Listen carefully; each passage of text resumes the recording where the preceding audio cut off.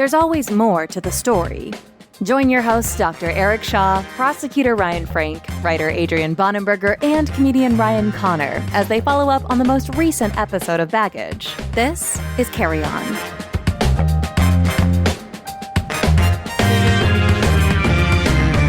All right, everybody, welcome to Carry On, the supplemental episode to Baggage. And it is just me and Eric tonight. Ryan and Adrian were otherwise indisposed, but we got a little something to talk about.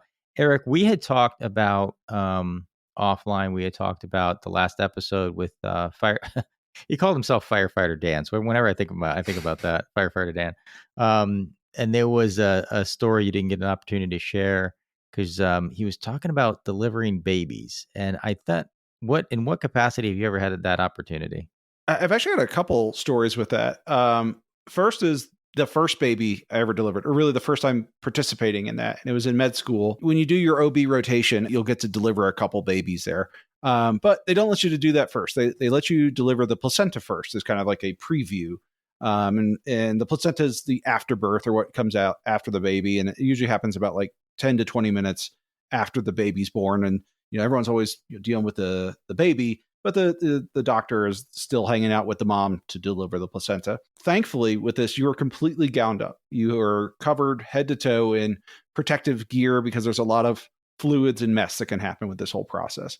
And I'm here, I'm kind of gently pulling on what's left of the umbilical cord, and you don't want to like tug it off and like rip the placenta off because that can cause bleeding, but you want to give it a little bit of attention to gently kind of help this thing come off.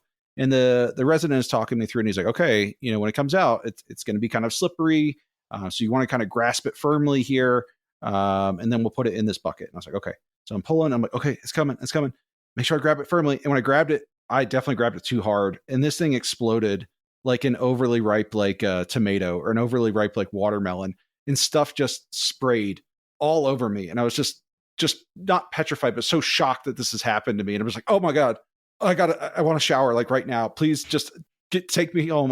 This is so gross. And the resident's like, here, just put it in the bucket and go hose off. So that was the first experience. Hold on now. I was there for the birth of both my kids, and this is the placenta at the end of the umbilical cord but isn't that, it's a self-contained thing? Like it's a sealed thing? It's a bag. Like a bag? It's like a bag. It's the birth bag. Okay. So really, not to go too far into the physiology, there's this amazing biological, embryological dance that goes on in a woman's body when a baby is being created there, because innately the baby is not her. And so like the immune system should be attacking the baby, and the placenta kind of forms around it, but it's a split in the cell lines very early on when it's just the sperm and the egg, and they're they form the zygote, and they're splitting and splitting and splitting.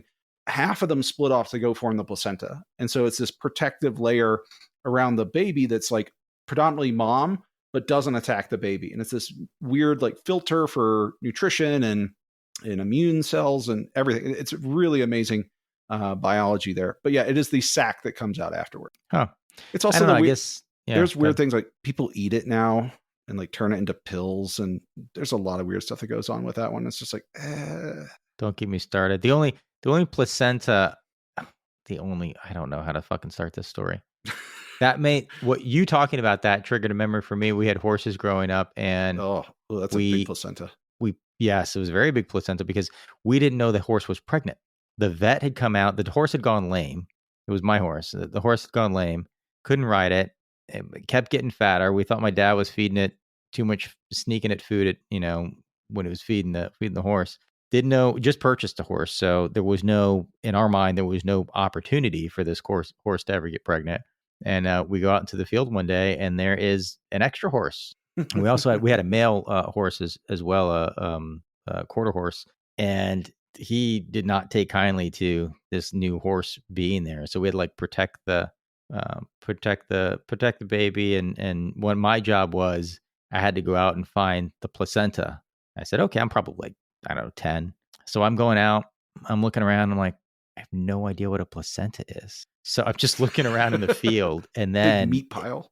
I find what is clearly an alien species of some kind. That's like, I don't know Giant bloody what's jellyfish. out there. I mean, maybe. And so I come back and I'm like, I don't know what a placenta looks like, but I think the horse lost a lung or something, because there's some weird thing out, and it was obviously the placenta. But yeah. So after that, I got to deliver several babies, and it is easier than you think it is. I mean, mom is obviously doing all the hard work. You're really just there to catch it, particularly when everything goes right. There's other things that can happen. It is funny that there's a little bit of a aside. I had this moment in med school, but I've talked to many other pediatricians that had this exact same kind of moment of clarity, and it's just funny that other people had this shared experience of, they realized they wanted to be a pediatrician, or confirmed they wanted to be a pediatrician on their OB rotation once the baby came out, and they take the baby over to the warming table, and the RTs and the nurses are working with the baby, and mom is delivering the placenta in there. And you kind of like, you're sitting there in between and you're looking back and forth, and you're like, I'm going to go over with the baby. That's way more interesting. And that's just kind of gross. And I'll let you clean that up. I'm going to go over here and hang with them. The next story I had is actually way more closer to home, and it was the birth of my son. And this is just one of those weird ones of just like, being a medical person, I definitely approached this scenario a little differently. And I even got called on it at the hospital, but it wasn't, I don't want to say it wasn't a big deal, but it was almost kind of a laugh when it happened. So my wife had placenta previa with my son, and that's where the placenta is blocking the birth canal. And so if she were to go into labor or deliver, in the old days, baby and mom are dead. Like there's no, you couldn't do this. It would just instantly block everything. The baby wouldn't come out, and everybody would bleed to death. So we had a scheduled C-section planned, and it was for like 37 weeks that we were going to take him. 1 week to the day before we were scheduled to do this, it's a Monday. I'm sitting on the couch, end of a work day, and my wife is off somewhere in the house, and all of a sudden she's like screaming. She's like, "Eric, get in here, get in here!" And I go, and she's in the bathroom, and I'm like, "What's going on?" She's like, "He's coming right now." And what happens with placenta previa is the placenta starts to tear off of the uterus, and you start to bleed profoundly. And so the bathroom looked like a slaughterhouse. There was just blood all over. And so I'm panicking a little bit, because I'm thinking worst case scenarios of like, my wife and my son are in danger. At the same time, my wife is trying to like be practical. She's getting herself kind of like packaged up and ready to go, because we're just going to hop in the car and go to the hospital. Is only 10-15 minutes away. At the same time, my daughter's running around, and she hasn't seen the bathroom yet. And I'm like, Rainey, come here. I was like, your brother is coming right now, but we need to go right now. So like, let's go get in the car. And she's all excited. She's like, yay, yay. And then she turns around and sees the bathroom and just like loses her shit. Like, cause there's just, again, gore everywhere. And I'm like, don't look. And so we get in the car and we take off, and I'm calling my buddy who lives in the next neighborhood up. And I'm like, hey, I am going to slow down just enough to kick Rainey out of the car. Can you catch her? Cause we're going. And luckily his wife was home. So she took her, and I take off out or Indiana, which is the road up to the hospital. It's normally like a 55 road. I'm going well over 100 miles per hour. I'm definitely passing people across the double yellow. And I get to the hospital in like 5 minutes. And as we roll in, we get her checked in, and the nurse is like, did you drive here? I'm like, yeah, of course. And she's like, why didn't you call 911? And I'm just like, I'm going to be honest, that never occurred to me as an option. Never even thought about it. And just for the fact that like, I think the practical part of me was like, it would have taken longer for EMS to get there, get her situated, get her packed up and go, versus for me to get her to go. And this was a scenario, we make this joke at the ER frequently, or with being a paramedic. Sometimes the best medicine is diesel fuel. Like, it's getting them to the hospital. It's not anything that you're going to do in between point A and point B. They need to get to the hospital. They need to be in the OR to fix this problem. And that was that she needed to get to the OR, get the baby out. And with these types of emergencies, they call it like a splash and slash. Like, they get the women into the OR suite like immediately. There's very little prep time. Everyone's doing things fast, and they basically like, clean them as quick as they can, slice them open, get the kid out, because like every second counts at that point. So, that's terrifying. God, it was. I swear to God, my wife. You got to stay calm, because she knows that you know more than most people. So if you're freaking out, then she's really going to be freaking out. my wife doesn't freak out. She's not an overly emotional person like this, but like I was freaking out inside. And because maybe she just didn't realize fully what was going on. But like I was thinking about all these worst case scenarios and just seeing like losing both of them right in front of me. And that was terrifying. Absolutely terrifying. Oh my God. No, thank you, man. Yeah. I mean, delivering babies, I guess when you think about firefighting, from Dan's episode, you don't think about the delivering babies. You think about fighting fires, but it turns out that it's actually a lot of medical stuff. I mean, I think the public face of EMS is typically going to be your paramedics and EMTs. That's who most people might have interacted with. But unless you've actually been involved in a fire of some sort, they probably have no reason to had interactions with a firefighter. Right. And then I don't know how much you directly deal with the firefighters too, Oh no, you're just getting out of the way. They're doing Right. their thing. And but one funny fire story, going back to our youth in Stafford, I was at birthday party when we were probably like juniors or seniors in high school. And I had a big stash of very illegal bottle rockets that I brought back from one of the Carolinas. So his dad got a hold of the fireworks when we were off like playing hide and seek in the woods. And all of a sudden I just see these giant rockets shooting up and over the road. And I was like, oh, they're shooting my stuff up. I want to go back there. And we're all kind of watching. And like, he's not sticking them in a tube or a bottle like you're supposed to. He's just sticking them in the ground. And so they're just randomly kind of going up. Well, one of them goes up and over and lands right where we used to play paintball. And we all see this giant bang of sparks going up above the canopy of the trees. And we're all like, oh shit, that's a problem. And we go down there and there's about a 20 to 30 foot ring of fire spreading out across the area there and just all the dry leaves and everything. Luckily, we didn't have to call the fire department. We basically did a bucket brigade from the stream there, but that was a pretty close one. You're super lucky. God, that could have been real bad.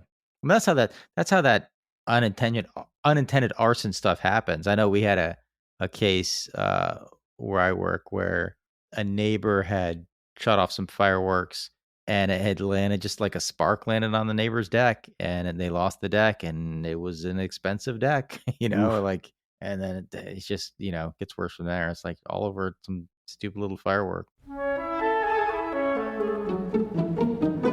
1984 wasn't supposed to be a guidebook, but here we are. If you think living in a dystopian hellscape is kind of scary, you're going to love Band Camp, a comedy podcast where we read banned books and try to figure out why they were banned in the first place. We've tackled Fahrenheit 451, Slaughterhouse-5, and now, because we're basically living in an Orwellian sequel, we're reading 1984.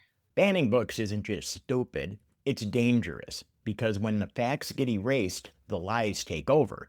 And that's why we've got ourselves a fact-checking robot to help us separate the truth from what they call alternative facts. New episodes drop every Tuesday and Thursday. Search Bandcamp, that's band with 2 N's, and start listening today, before they ban podcasts too. My grandmother used to, this is a weird aside, but you'll see where it's going, used to feed raccoons in her backyard. And what started as one turned into like a dozen. And she was feeding them Oreos. So these things got like fat. And it was also creepy because you'd see like a dozen little glowing eyes outside the door waiting for their Oreos. Well, she did this up until one day when the neighbor's chimney caught fire. And that's kind of a hard thing to do. Usually it's a lot of like resin and stuff in there. Well, one of the raccoons had gotten down it and gotten stuck and then combusted and caught the entire thing on fire. She conveniently didn't tell anybody about her feeding the raccoons and never fed them after that day. But that was a interesting lesson learned in what can happen with fires. Why does it smell like Oreo? Oreos and burnt fur. Burnt raccoon. Oh, God. You lived in Richmond. I lived in Richmond. The raccoons in Richmond, man. Oh, were nasty. Awful. God, I hated raccoons in the backyard in Richmond. Oh, that reminds me. Speaking of EMS stuff and wild animals, when I was a medic in Richmond, they may have, it's not the same species, some sort of giant like river rat. And, I think of nutria in New Orleans in that area, but there's something very akin to that in Richmond. And I'd only been there but like a week or two. It was late at night and this thing just ran out as I was driving down like Broad Street, and I clipped it. And I was like, oh, fuck, I hit a cat. I was like, I hit someone's dog or a cat. And I get out, and I'm just like, I'm really upset that, I've killed someone's pet. And then I just see it's this giant, nasty rat thing. And I was just like, okay, that's not as bad. It's still gross, but I don't have the same emotional response to killing a giant river rat as I would to somebody's pet. See, Richmond's the only city I've lived in. It's not really a city. I mean, it's not very big for a city, and it is the only place where I routinely had some kind of interaction with a rat, because I remember rats in a place I lived that were like, why are all the plants, like these plants inside the house, like they're gone. There's just like a nub of a root, because the rats were eating it. They were coming out at night and eating it. Yeah. And I remember sitting at a restaurant. Maybe I was with you. We were at a bar or something like that. And I looked out the window, and I just see this guy walking down the street, and a rat ran out from a sewer drain. I don't think it was going after him, but it was like running along the side of the curb or whatever. And it ran into his foot, and it went up his leg. Ew. And he starts kicking to get this thing off of him, and it goes flying. And I'm like, I cannot believe I just witnessed what I just saw. That guy just had a rat on his, and he's got this look on his face like, oh my God, I hope somebody saw that. I just had a rat just like jump on my leg. I was like, man, that's crazy. That shouldn't happen. Let's keep going with the rat stories. So sure. I had a house in Norfolk, Virginia. It was an older like rancher. It was our first house. And I didn't think that we had rats. I just didn't think of that as being our major problem. But being by the water there, it really is. And we were in our kitchen one day, and we're kind of walking. We're like, why is the floor squishy? And we're like, we get down, and we're like, why is it all wet? And it was not just like wet. It was sopping wet, like down the subfloor. All of it was like wet. We're like, what the hell happened? Did a pipe burst or something? And so we get down underneath the sink, and there's a little rubber gasket that's maybe about like 3 or 4 inches long that connects your sink to the main drain. And a rat had eaten a hole through this thing. So every time we'd had the sink running, water was just pouring. So we redid our whole kitchen. We're broke. I was in residency, so we did it ourselves. And we did a pretty good job, all things considered. But that said, I put up like a dozen rat traps after that. And the first day I'm sitting there, and across the house, I hear that like, yes. And I went in there, it was like that scene from Thor Ragnarok, where he's like, that's what you get. That's what you get. It's just such a moment of glory to kill this rat that caused me thousands of dollars of damage. How many rats did you catch? Just that one. But so there's an awful follow-up story to this. So we moved, but we couldn't afford to sell the house. We were underwater because of the Great Recession, all that. We hung on to it, and we were renting it. So many things went wrong with this house. Like, we were slumlords, and it was sad. But we were doing our best to try to maintain it. But it was just an old house, and things started happening. But one of the most egregious ones was there was a lot of old trees around the house, and a tree had a branch overgrow the house. Rats use that as a superhighway to infest the attic. Mm-hmm. And our tenants were like, you can hear them up there. It sounds like they're having a party. And I was like, that's disgusting. And we get the exterminator out there, and he takes a picture of it, and it's got this like yellow insulation up there. It didn't look yellow. You couldn't see it. There was a floor of rat shit. Like, oh my God. There must have been hundreds of them up there. And it was one of those ones where it was like so gross, and I was so embarrassed, and we did everything we could to help the renters, but it was just like, oh my God, that's disgusting. God, I'd be worried about disease, right? Like, what is it? Makes me think of Gene Hackman's wife, the hantavirus. Yeah. Well, like, that's how that craziness happens. Man, that's awful. I remember back to Richmond, really, really selling Richmond today. My sister and I had a house. You remember the Patterson house? Mm-hmm. We had a house, and it was fine. I mean, you wouldn't think it's not a derelict house or anything like that, but it's Richmond. There's mice, right? And Richmond has one of the oldest suburbs in the country. They're just older houses. So we knew there were some mice. We'd see mice every once in a while. So I remember like, all right, I'm gonna set up some mouse traps to catch these guys. And I remember I set it up. I knew they were in like this certain area of the floor in the kitchen. So I'd set one up, and I set it up, and then I started walking back into the living room to sit down and watch some TV. Before I sit down, snap. I was like, oh my God, that was pretty effective. I must have caught the dumbest one. Like, wow, it was really quick. Okay, great. I clean it up, set a new trap, Same thing. Snap. I'm like, this is not good. This is not. I caught 2 mice within like 5 minutes. I was like, we got a problem here. We got a pretty big problem here. Like, oh my God, that house. So yeah, to get off the animals and rat stuff. No, you can move on. That's fine. I think we've covered it. Enough rats and rodents. And I want to go back to the fire thing, because that's something that is a big deal here in Colorado, and the experience that we had a couple years ago with the fires up in Superior and Louisville, because that's the closest we've had to a major disaster. And for those of you who don't remember that in the news, I think we briefly talked about it in the EMS dispatcher episode. But these fires, it was just a multifactorial thing. We had this wind event.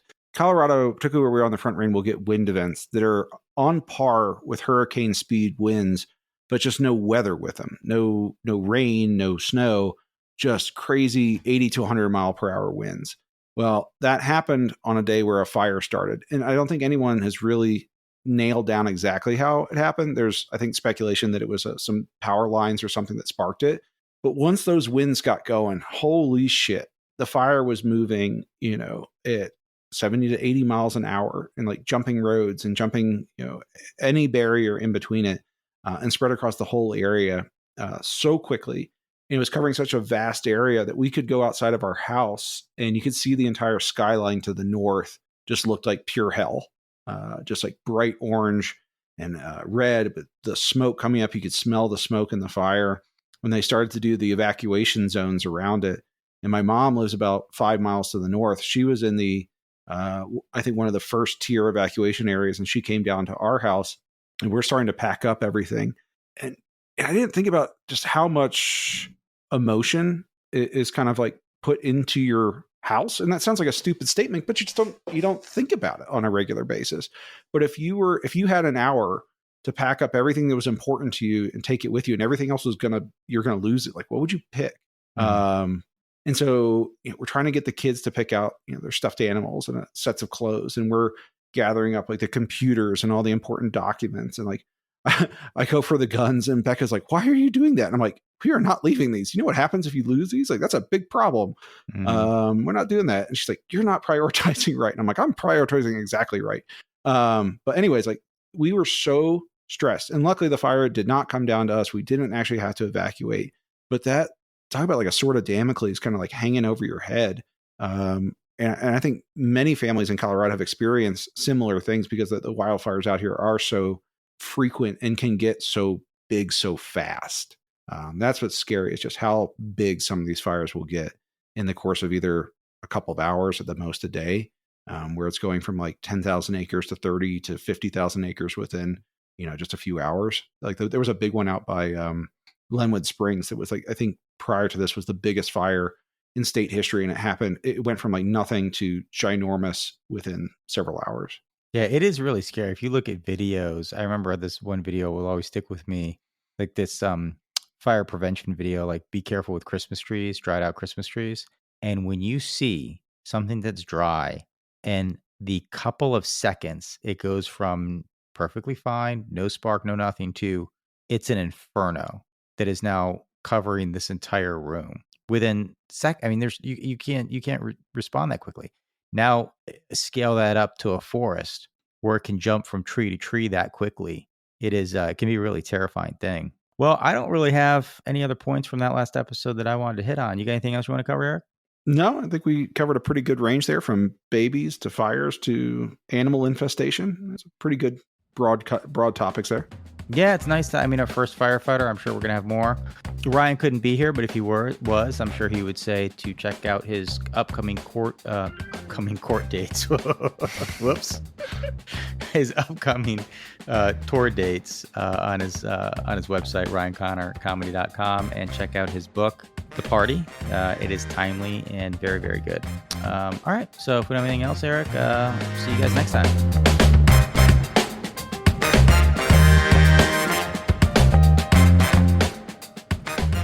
Music for Baggage provided by Quincy Ledbetter. You can find his stuff at qledbetter.com. Graphics provided by Megan Weaver. You can find her at meganweaverart.com. Special thanks to our premium members for their support. You can become a premium member by clicking subscribe in your Apple Podcast app or by visiting thebaggagepodcast.com/support to sign up or to gift a membership to someone. A percentage of all proceeds go to charity. If you have any questions, comments, or a good story to share, please email us at thebaggagepodcast@gmail.com.